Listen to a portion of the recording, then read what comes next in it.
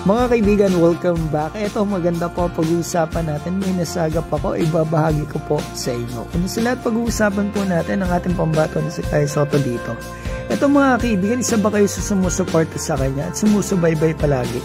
Ito maaaring isa kayo sa naiinis na rin talaga dito sa mga humahawak sa kanya. Kasi kagaya kahapon, kita natin, 4 minutes lang siya naglaro sa first quarter, talagang all around yung pinakita niya. Ang dami niyang assist, may rebound siya at may score.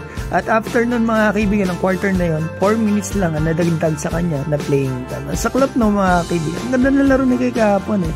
So eto na nga mga kaibigan, may maganda akong ibabalita sa inyo kasi nakausap ko kaninang umaga ang source ko. Una sa lahat, sinabi po sa akin na may mga teams na interesado talaga sa pambato natin. Gustong-gusto nila na maglaro si Kai Sotto sa kanila. At the same time, ang offer ay guaranteed po na 25 minutes ang playing time. Yung totoo mga kaibigan, hindi ko po talaga alam kung ano yung mga teams na yan. Pero tinanong ko syempre kung saang mga liga ang mga ito. Hindi ko lang alam kung allowed ako na sabihin ito sa inyo sa ngayon. So hindi ko muna sasabihin sa inyo kung anong mga liga ito. At the same time mga kaibigan, yung mga sinasabi kong ito sa inyo, yan po ay totoo. Alam na po yan na matatagal na dito at hindi ko po kayo pinipilit na maniwala sa akin.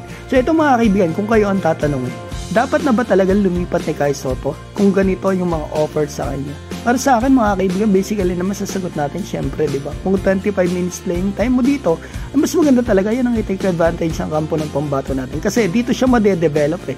Dito sa Adelaide naman talaga kita natin talagang mabagal ang magiging improvement and development niya rito kasi hindi naman siya nabibigyan ng enough na playing time. Kahit maganda yung nilaro niya, wala pa rin yung reward na additional na playing time, di ba?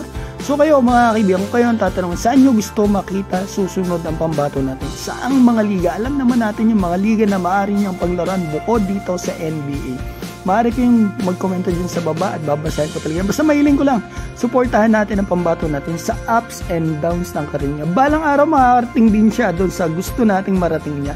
Thank you so much for watching guys and God bless.